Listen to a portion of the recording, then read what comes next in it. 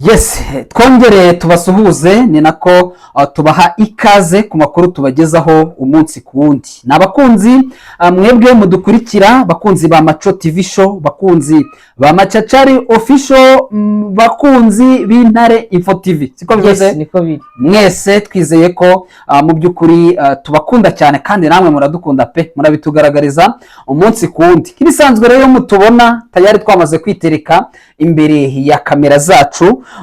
Nta kindi kiba kituzanye uretse kubabwira uko situation iba ikomeje kugenda yitwara. Ni muri Repubulika Iharanira Demokarasi ya Kongo, aho urugamba, intambara za diplomasi, intambara z'amasasu zose ntabwo byoroshye na gato. Turabazaniye rero cyangwa se tubazaniye update zigezweho. Ndi hamwe na mugenzi wanjye Clever Bemba, iminsi myinshi. Yego reka musuze kandi suza n'abantu bo kuri Machachari kabisa, kandi n'abantu bo kuri Maco TV show ndetse n'Intare Info TV. Yego. Ngaye nguko rero tayari kabisa, tugiye kugaruka, tugiye kwerekeza muri Masisi, ni hano hafi yacu aho duherereye. Turababwira uko bimeze, situation ihagaze muri Masisi. Turaza kuba dusimbukira nanone hafi y'umupaka cyangwa se y'imbibi. Nimvuga umupaka cyangwa imbibi uzabyumve, twe dukunze kuvuga ngo umupaka ni igiswahili tayari. Ni hafi y'imbibi za territoire ya Rucuro, ubwo ni Gashuga, aho mwabonye video abo tubana ku mbuga nkoranyambaga. Ariko kandi bajye muze ku mbuga zacu, mujye mubonera amakuru ku gihe. Abasore bamaze kwiripotinga mu kanya bageze kuri batatu, bari bavuye muri INCDH yo kwa Jean Marie Bonane, bamaze kuba biripotinga mu ntare za Sarambwe. Turabigarukaho, ari nako kandi tubafitiye amakuru y'Iminembwe. Tayari tugiye guhamagara umuvandimwe uri Minembwe sur place, agiye kutubwira uko situation ihagaze magingo yangaya, dore ko ibitero byo ku munsi w'ejo bya Karingi, Bidegu ndetse no mu bindi bice bigiye bitandukanye byasubijwe inyuma. Uyu munsi rero bikaba byongeye kugaruka. Wazalendo bwana Bemba bakomeje kwihonda ku gatuza bati Mikenge ni yacu, ati twarayigaruriye, ati bakimara kuyifata ati twongeye kubakuramo. Ariko igitangaje no kubona FRDC zaranditse itangazo ziganya zivuga ziti ati baduteye badukuye muri Mikenge, hanyuma bizambuga nkoranyambaga zabo nazo ziti ati murareba, ati turacyari muri Mikenge. Gusa ni ikinyoma cyambaye ubusa, ariko precision ya nyayo turayikura ku munyamakuru mugenzi wacu uherereye muri biriya bice, ugiye kutubwira uko byitwaye. Bemba rero mu by'ukuri nkeka ko kunzi bacu bamaze kuba bisetinga neza, bamaze gutera agatebe. Reka nsuze abavandimwe arimo uwitwa Safari Theophile Bantu. Bintu ni Intare, ariko nawe uriya niwe wari kwa Jean Marie ari reporting. Nabari aba wari Jetro ba Abud, urabona ko bari kumushyiraho bari kujya bagenda rwose, ubona ko bari kugenda bamushiraho. Uribuka uriya nani Damascene Mushipa baragiye Mushipa kabisa, bari aba wenda yavuye muri kwa Kagiye, bose bari kuza barimo baraza. Ahubwo tunahanzikire abariho tunanzikira kubera ko video abakunzi bacu bayibonye, ndetse bana n'abatari kuri groupe zacu. Tuzi ko dukurikirwa n'abantu baba batari kuri groupe zacu za WhatsApp, bashobora kunyarukira ku Ntare Info TV. Irahari rwose, video yose irahari, bakayikurikira n'ibibazo baganirije abo bana, ni mu Kinyarwanda n'igiswahili, bahanyarukire ndetse banahakore subscribe. Bemba, yego, bari abana rero baturutse Ironga. Ironga ni igice kiri kure, kuko ngo hadeployinze yo Commandant Brigade bamwita Byiringiro Claude. Ariko nge ndamuzi cyane kuko abaye secrétaire wa piloto, nawe yigiraga ko ari umwana wa piloto. Korosa yenengo ni Brarima ariko yakundaga byeri bahita bamwita Brarima. Yari yemezaga akagurisha igaro rya Kanyanga, akajya kugura amacupa 2 ya byeri, ariko akayanywa bakayamubonana mu Gasenyeri. Nuko ngo ikintu kigaragara cyane nuko ariko abana bamenye ibanga, bavuze ati ngo maestro bazaza ngo bazahinguka imweso, ariko nabo niba bari kubyumva ntibazanyura inzira y'imweso, ariko aho bazahinguka hose nabo n'abasirikare. Ikibazo kiriho kimwe, kandi bazaba bafite imbunda, bazarasana nabo, ariko bashobora kubatega bakabica. Ariko icyo navuga cyo nawe ntabwo yamenye ibanga, niko navuga. Arika ni moto nubwo yise ngo ni nubwo S3 Brigade, aracyari umwana n'imbunda ebyiri zaboze. Rero icyo nababwira cyo courage kabisa n'abandi baze kandi iyo baje rwose bakirwa neza. Hagiye mubibona babandi biriya bakiriwe wiripoti zitwa Captain Shukuru wakazana nabaza mashini gane agashuka uriya nani General Mutoto ari Colonel Mutoto. Icyo nababwira cyo kimwe nuko ari karibu n'abandi barasa, ariko mbabwiza ukuri bariya bose ntabwo bari kuza kwa Rwema. Ariko kwa Rwema ko bazi ko nimiriro ariko muri y'ubugo numva kuganira n'umuvandimwe hariya yakabwiye ati ngo bariya ngo bagiye kuzapfa bashire. Ako kantu kansekeje bose muzingo bazabaho ngo bagiye kuzapfa bashire. None nza kwibuka umuvandimwe twaganiraga uri muri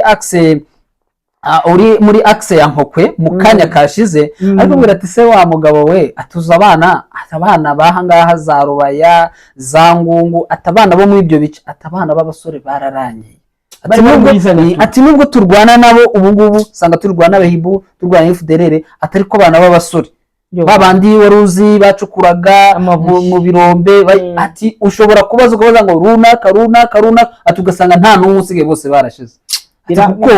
Ati natwe turabarasa, ati tukumva dufite agahinda, ati turabice tukagira agahinda, ati kuko nuko baje kuturasa, ati nta kundi kuntu twabigenza. Uza abana baguye hariya nani Kazinga ibaze Kazinga uziko bakubise inzira, donc bari bamaze kuza muri position bisa naho ziri strategique zishobora kongera gufata Kazinga, bashobora kwa advancinga bakaba bakwinjira muri Gatoyi, bageze no muri Kawere na Kawere indiro bikomeye baraza noneho bari bamaze gufata n'indi axe, donc ishobora kubahuza uri kwerekera Gasopo hariya hagati ya Nyabyondo na Gashebiri, ndetse ku buryo bagombaga no kuza kugaba n'ubundi butero hariya za Bugabo nahe, ubona ko izo nzira intare zasaramwe zirababwira bati aho kugira ngo ahangaha muhafata twashira. Barabakubita ngo hapfiriye abana, harimo umwana witwa Kazungu uramuzi, uwo mwana nuwa hariya Inyamitabo hejuru mu yanziriza mukerekera ku isinga kagasisiro ko hejuru mu rugaragara uwo muhungu no mu rugaragara ushobora kuba muzi kuko yize ku mapinduzi, nawe ngo yari kapiteni nawe ngo yajyanywe na Gadi rero ngo sinzi uburyo bageze iyo zamana kuko baratandukana ngo ajya muri force zo kwa Janti, none nawe ngo bamwiciye hariya. Uwo mwana nakundi icyo nzi cyo yarafite umudamu wabyaye kabiri, umudamu namusanze hariya kuri Petit Masisi, urumva ko kari muri Wazalendo umudamu ari kuri Petit Masisi ari gucungirwa umutekano n'intare zasamwe, nawe yaguye hariya. Ukumva ko niba umuntu atangiye kujya amenya ati runaka na runaka abahaguye bo ni benshi, bari benshi cyane, bazongera yego twikomereza. Ntabwo byoroshye rero, sinzi Brenda niba uranyemerera tugahita mbere wenda hano Masisi icyo dushobora kuvuga wenda tuze kuhagaruka nyuma by'umwihariko, kuko hano Masisi tugomba kuhatinda cyane.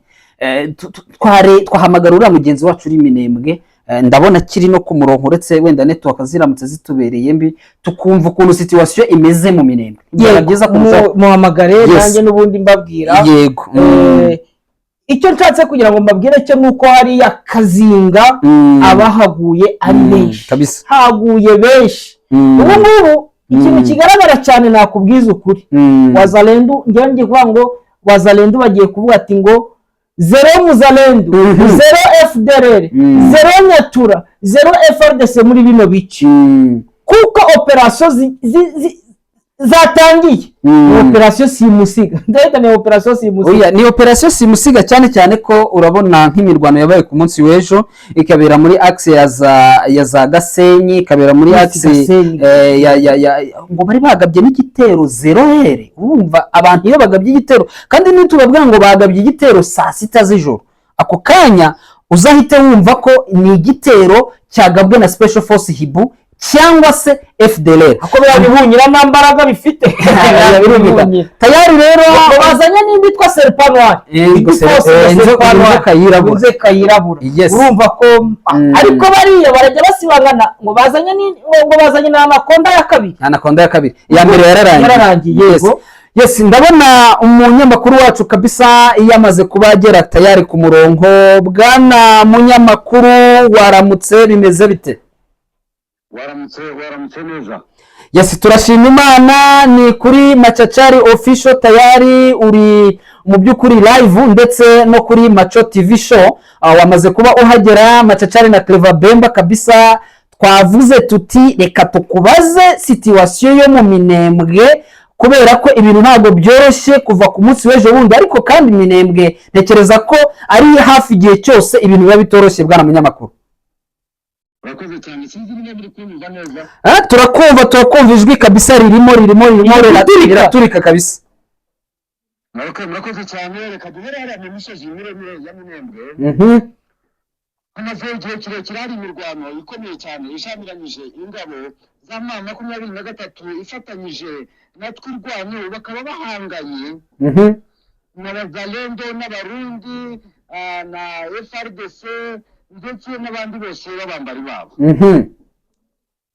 Ubwo ku munsi w'ejo bundi bateraga agace ka Mikenge, twirwanyo ikabasha kubirukana ndetse ikabakura muri turiya duce bagahunga. Yego, ntabwo barekeye aho ngaho gusa, ahubwo ku munsi w'ejo nabo babyutse batera Karingi, batera Bidegu ndetse batera n'agace bita Gakenke.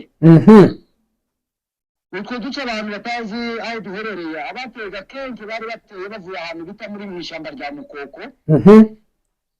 Naho abateye Karingi bari bavuye ahantu bita Imutunda, naho abateye Bidegu bari bavuye ahantu bita kuri Ponzero. yego, aho ngaho akaba aribo bagabye ibitero ku munsi w'ejo, ndetse ingabo za twirwanaho na M23 baza kubivuna, barabirukana babakura muri biriya bice, ndetse babamburamo uduce twinshi bari barigaruriye, baza no gutwika ikayabo cyangwa se position militaire yabo ya gisirikare. yego, baza kuyitwika, yari iherereye ahantu bita mu Karingi. ariko bwana munyamakuru nagiraga ngo ni uravuga Karingi, ukavuga Gakenke, ukavuga Bidegu, nashaka kugira wenda abakunzi bacu bumve neza utu duce duteye dute hagati y'agace n'akandi, hashobora kuba harimo nka westime, harimo kilometero zingana zite, wenda nk'umuntu uhari ndetse unahasobanukiwe hangana hate, kugira ngo twumve neza uburyo bagabye ibitero muri utwo duce twose, ibitero biri simiritane bigabwa mu duce dutatu bwana munyamakuru. Murakoze cyane. Karingi niyo itangira mu cyangwa Karingi niyo yegereye ahantu bita Mikenge. Uvuye Mikenge hagati ya Minembwe na Mikenge ni Karingi hari. Mucyangwa uvuye Karingi ukagera Bidegu, yego, n'ahantu wagenda n'amaguru ukagenda n'amasaha abiri. amasaha abiri. Ni amasaha abiri. Noneho uza Bidegu uterekeza Gakenke, nshobora kugenda iminota 45. urumva ni hafi.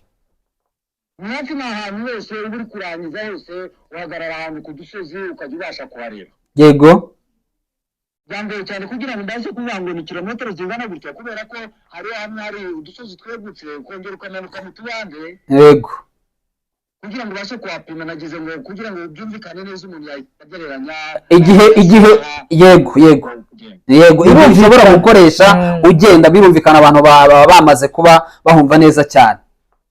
Yego. None rero twashaka kugira ngo nanone ubwo tubwiye neza ko ibi bitero byasubijwe inyuma, ariko nanone amakuru akatubwira ko nanone bishobora kuba muri iki gitondo n'ubundi haramutse imirwano bongeye bagarutse, bihagaze bite? Bongeye bagarutse kabisa, imirwano ntabwo yabaye hose, ntabwo ibyo bitero byahise bigaruka ahantu hose. Gusa ahantu barimo barwanira ni ahantu bita Gakenke. Gakenke Gakenke nabo ku munsi w'ejo nabo batwitse position yabo. Ariko bamaze gutwika position yabo, yego, bahita bazamuka barahunga binjira mu ishyamba rya Mukoko. Twirwanyeyo irabakurikira muri rya shyamba rya Mukoko. Yego, ibakurikiramo irabarasa.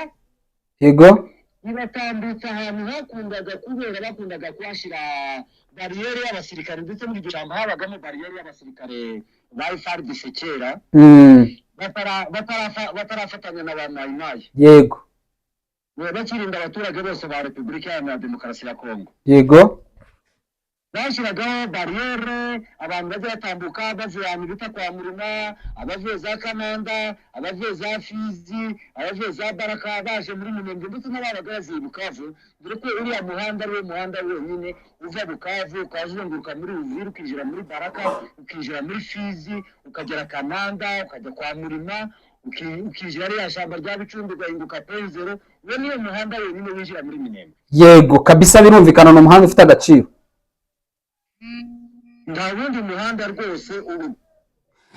Yego, none hari amakuru twakomeje kugenda tusoma ku mbuga nkoranyambaga, ariko cyane cyane bya binyamakuru bikorera mu kwaha kwa Kinshasa, bavuga ko agace ka Mikenke mu by'ukuri kafashwe ku munsi w'ejo ubundi ndumva hari nimugoroba, bivuga ko iyi coalition ishobora kuba yongeye kugasubiramo. Ukuri waduha kuri situation ya Mikenke ni ukuhe bwa munyamakuru? Barabesha cyane ntako bigeze basubiramo. Uzi muri mucyera y'amatangazo. Yego. Ni umugabo bita Kongoro ndamubona ngo ashinzwe ngo amamishoni ya President Felix Antoine Tshisekedi. Yarasaze. Ajya yibeshera ntabyo ashinzwe. Yarasaze. Ajya yibeshera ntabyo ashinzwe. Akagara. Nakagara wabivuze neza cyane. Nakagara Bikondera n'ibizana, Bikondera kazana n'umugabo bita Munigantama. Bikondera bikazanwa n'abandi bagabo babara muri za Kinshasa bitwe bari Enoke Ruberangabo. Kabisa Ruberangabo nibo banavuze ko ari muri leta cyane se bineza. Na nibo bavuze ko ngo twirwaneho yari yasubiranyemo na M23. Agira mu kubesha cyane. Ariko basubiranamo. Bagakuraho Mikenke. Nibyo bintu mu by'ukuri byatangaje abantu barumirwa. Gusa hariya muri turiya duce harimo habera imirwano ikomeye cyane. Yego.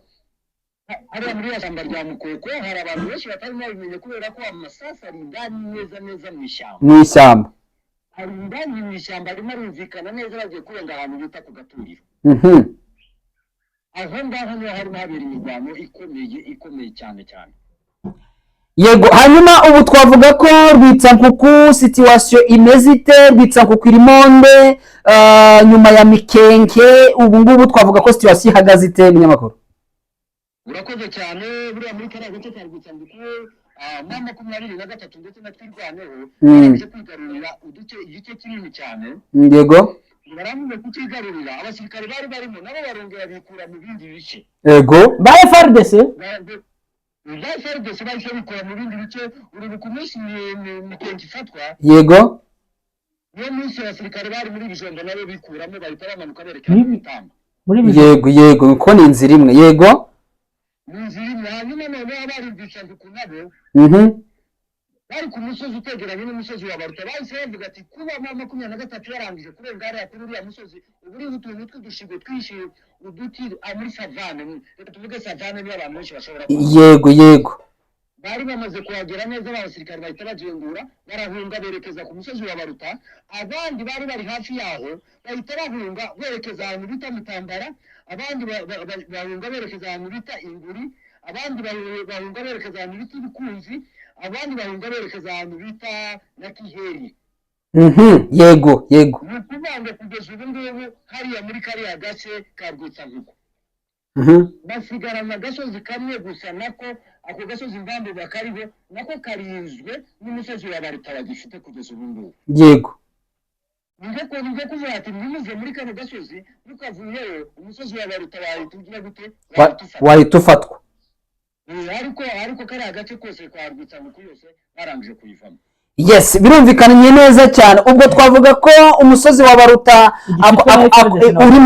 urimo FARDC inyabarundi. Ese ako gasozi bakabakuyemo, ubwo twavuga ko intambara ibiri hehe mu kigero kingana gite na poezero ni poezero numvise yatangiye gutuma induru zivuga muri Kinshasa. Muri Kinshasa gusa mu Burundi habereye inama. Habereye inama mu Burundi. Yego. Bahita binjira ku musozi wa Baruta, kandi umusozi wa Baruta iyo uhagaze hejuru bitu cyo utangira gushoringa hariya kuri Penzero. Yego. Kandi Penzero umunsi uzumva Penzero yayifashe munsi yayo barahari. Munsi y'umusozi wa Baruta abari mu Karingi. Yego. Bari munsi yawo. Ngaho. Imbere yawo naho mu kwezi kw'ibumoso akongera hakaba noneho bari abasirikari batwirwanaho na 23 ariyo bari muri Bwitsakuku nabo batagetinga ko bashobora kuvugana n'abagenze munsi yawo bavuye za Karingi bahita barasira rimwe direct bagahita bakuramo bagatangira kubasanga bita Penzero. Ngaho. Kandi Penzero buriya nibarangiza umunsi bazuzumva barashe umusozi wa Baruta barangije kuwukuramo. Yego. Ukumva bakuyemo Penzero. Yego. Utundi duce twose tuzadusigaye twenyine bazatwikuramo bonyine bagende kakuri ababonye bafata mikenge bagahita bikura muri za Bijombo. Ngayo nguko. Bazaba bashaka ikintu kimwe bazabavuga bati twebwe icyo tugiye kurwana nacyo ni gushakisha inzira y'uburyo twahunga. Mu gihe twabasha kurangara bagafunga hari ahantu bita Penzero bakadutanga kugera ahantu kwa Murima. Yego. Ababa bari hava hejuru muri Mikoko bahita bafungira inzira batanze kugera kwa Murima ndetse bakongera bakafungira inzira abantu bari buhi n'amavi. Yego. Bagera hinduka ahantu bita mu Kizura abo nabo baba barangije kubafungira inzira. Yego. Ni ukuvuga ngo point strategique bafite gusa ni uguhagarara bakarwanya icyo bita Penzero bakashikama kuko ivuyemo urumva nk'uko bigarutseho bakaba babafungira kugira ngo bagere kwa Murima kandi kwa Murima uko mbyumva numva ari icyo cyerekezo cya Baraka Zabiboko kananda Fizi ugahita ubarukira muri Baraka. Ngaho. Ni imihanda imwe birute principale Bibogobogo yasigaye ugashaka kudefira werekeza muri Kirindi. Ngayo nguko Bemba hari icyo yashakaga kukubaza nawe. Yashakaga kubaza Bibogobogo iri gusigara hagana. Cyangwa Bibogobogo. Yego. Ntabwo yegereye umuhanda. Yego. Bibogobogo yo uri kumanuka werekeza Fizi. Iyo iri mu kuboko kw'ibumoso ahubwo umuntu yashaka kugera Bibogobogo. Yego. Mu gihe baba barangije gufata hariya muri turiya duce hariya za Rwitsankuku. Yego. Ujya uva Rwitsankuku ugahita ugera ahantu bita Imutunda ugahita umanuka Ikanguri Ikanguri ukinjira mu ishyamba rya Muhanga. Hari ishyamba bita Muhanga. Yego. Wava mu ishyamba rya Muhanga ugahita uhinduka neza muri Bibogobogo. Okay. Ni ukuvuga ngo ariko Bibogobogo nayo urimo gukomeza uriya muhanda wose werekera Fizi ndetse na za Baraka. Yego. Nayo hari agace mu ko k'umuhanda kabo kajya gacomoka kinjira muri Bibogobogo. Nuko nashatse kukubwira inzira y'umuntu waba uvuye muri Minembwe kugira ngo ubashe gutabara Bibogobogo utarinze guca muri tuya duce twa za Baraka. Ngayo nguko. Ni ukuvuga ngo rero turiya twana tw'udukuru tubazanye tugiye gushira. Tugiye gushira ahubwo twarashize. Twarashize mani baratuzanye bababwira ngo ni ingabo zikomeye. Yego. Ati nimuze murapfe twirwane iza kumenya ko ari utwana tw'udukuru na 23 bahageze. Yego. Baradushwiragiza tukajya tugenda ngo twudushwi tw'inkoko tubashe kumenya uburyo barimo bahunga imbunda barazibafata. Ariko babona abantu barwana mu gace kamikenye umuntu w'umusirikare bakakurasa ugahunga amura yawe cyangwa depo y'imbunda cyangwa ubiko bw'imbunda bakabifata nabi kompera na rimwe bigeze bagute utigeze unahagarara no ku bubiko wagira ngo buriya bubiko nta burinzi bari barawupangiye. Ariko twabibonye imbunda bafashe M23 natwirwa nibo bahafatiye imbunda nyinshi cyane zikomeye cyane zikomeye kabisa za zindi bari bahereje ibihunyira bona za nzoka z'urukara nabonye zose bazitwaye. Bazikumbanyije zose bazikumbanyije ubundi zose zirunzara muri kiriya duce twa Minembwe ndetse n'izindi ziri muri Mikengeza zarangiye kugera muri amura nyazo y'imbunda aho imbunda zigomba kubikwa umusanzu watanzwe Gisenge tiyongeye guhereza twirwaneho na 23 ibikoresho urabizi ko ari unabafasha n'ubundi birazwe. arabafashe rega biriya bikoresho rega nabo baba barabigizemo uruhare rega imisoro y'abaturage muri za Minembwe muri za Masisi muri za Rucuru nabo bagomba kubonamo ibikoresho bagomba kwirwanaho. Tumushimire. Reka bwana munyamakuru, reka tugushimire cyane rero, akomeza uturebere situation iri aho hejuru, turebe ko baruta wenda nayo yavamo, byaba ari byiza cyane munyamakuru. Na point zero. Nanjye ndabashimiye cyane murakoze. Ugira imana n'amafaranga. Namwe kuri twese. Asante sana, turamushimiye cyane umuvandimwe Clever Bembe, umuvandimwe rero amwita Nicolas. Abafite amakuru ya nyaye hariya muri biriya bice pe. Nanjye kumaza ngo ariko ntabwo ari uri twirwanaho. Nawe niwe. Ariko nawe twirwanaho, nawe twirwanaho, nawe twirwanaho, kuko nta muntu utirwanaho. Ngiye niko bimeze. Yes, tugomba kwirwanaho.